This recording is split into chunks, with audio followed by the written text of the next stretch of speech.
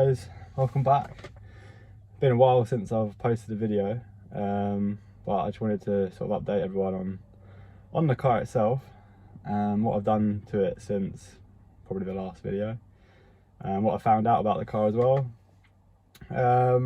So back in when we had that really cold, I'm from the UK, once we had that really bad cold snap in December, the car alternator died unfortunately and the battery died, so I got a new battery, new alternator in January. I took it to RD Automotive over in Gillingham, Gravesend, and he sorted it out.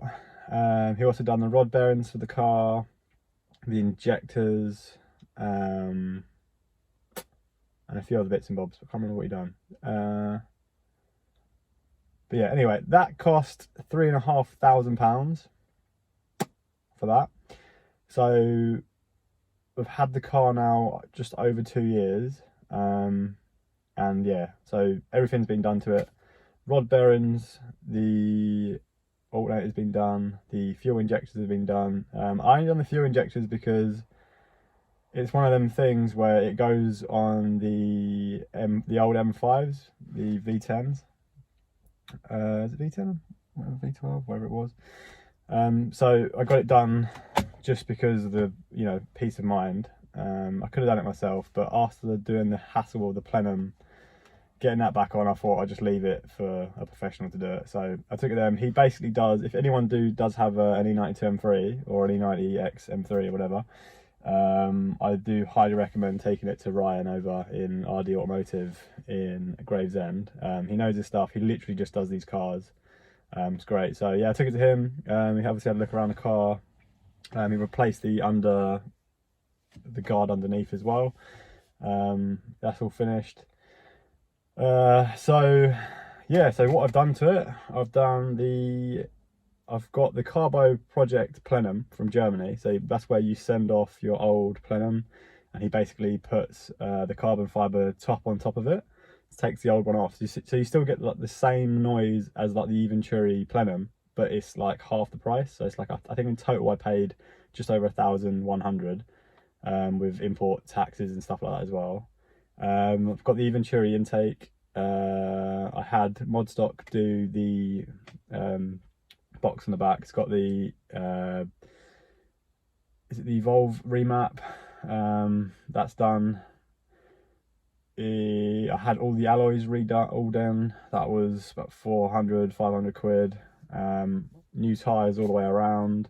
I've gone for the Contact Sport 7s, the new ones on the rear. I've still got the Michelin Pilot Sport 4s on the front.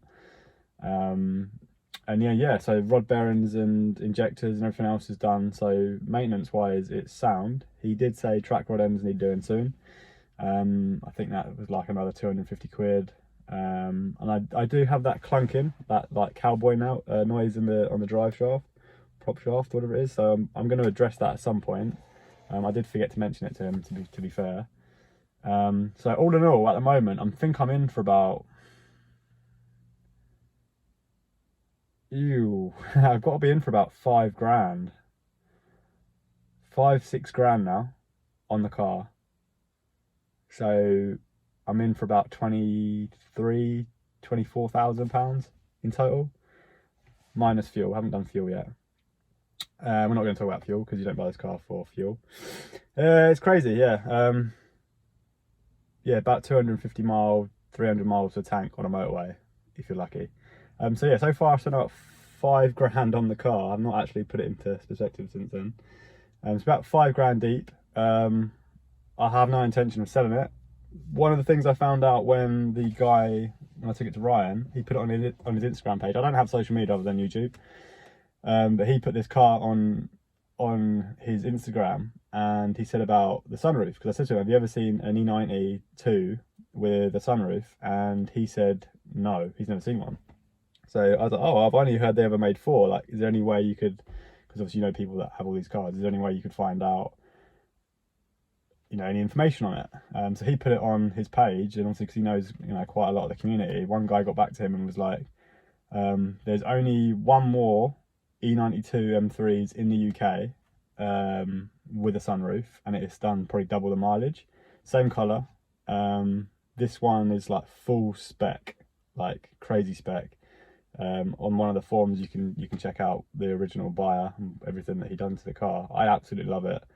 When he put it up there on his page as well, he also said that this was the third e92 made with a dual clutch transmission, but the first two before this car, they were never registered to the UK. So this is the oldest e92 with a DCT transmission in the entire UK, and I've only done about 70,000 miles. So potentially this is one of the rarest e92s in England, in the UK, just because of the sunroof and because of the transmission, which I find absolutely crazy. So yeah, I'm absolutely in love with the car. I have no intention of selling it. What's next is probably the rear sub. It's not, he didn't say it's bad. He said it's something to look at in the future. Well, I don't do many miles on this car, to be fair. It is just a weekend car, so I'll get that done maybe like a year, 2 years time. There's no rush for that. And then obviously the drive shaft to get rid of that cowbell like clinking noise. I think that's about 500 quid. Rear subby is about another 1,500.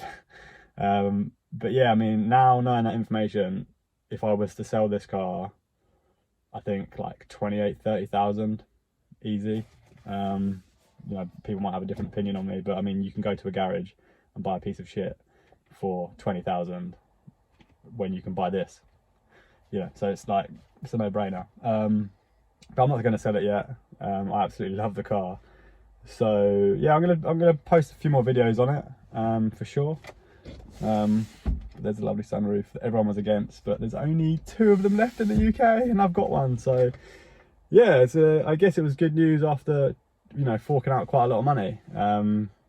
So yeah, one thing that does keep popping up is when I'm driving the car, it's only happened to me twice. The engine light comes on, and it goes into sort of limp mode, but it says fuel pump. So it's either the fuel pump sensor or the fuel pump itself. I mean, it is at that mileage now.